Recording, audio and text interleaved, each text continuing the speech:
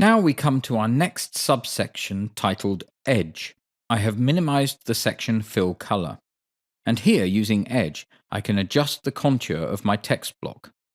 And in order to judge this correctly, I will switch to the Permanent High Quality Preview setting using the Ctrl-Shift F3 command.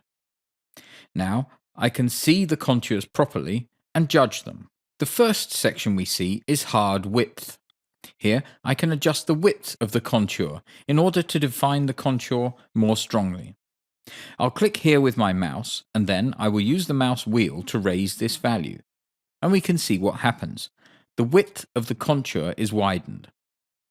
I'll go back down to 0 in this section and go to the next field, Soft Width. And if I raise the value here, then I can see that this contour, or this type of contour, has a soft edge on the outside, and so it blends away. That is the difference between these first two types of contours. Of course, I can also combine the two types if I wish.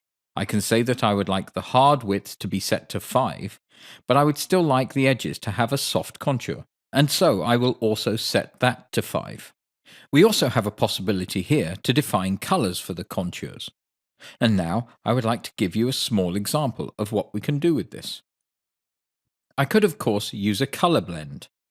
To start with, I'll take a light color and specify 2 colors. Now I could change the direction.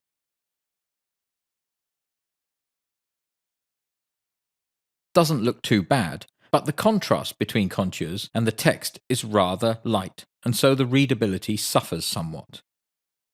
If I was to use this how it is, then I should at least use a darker text color. I don't wish to do this now. I'll add an extra color in the color section. Now I will change the color blend from black to white and back again to black, as we can see. In doing this, we see a kind of metallic border. This could be interesting.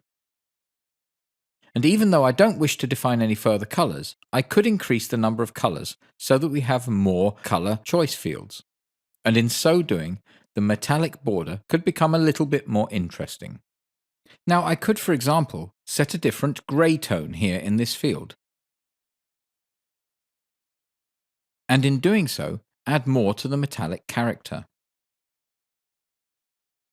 This was just a small example of what we could do using contours.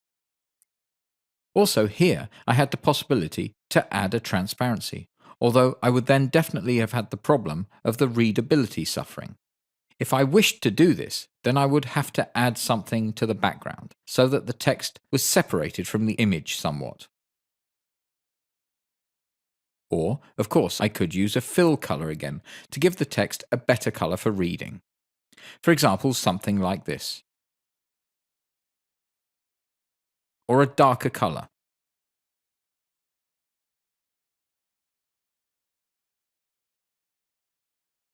So just a couple of pointers showing what is available to us here. I would like to do this now. And choose for the fill color a lighter color.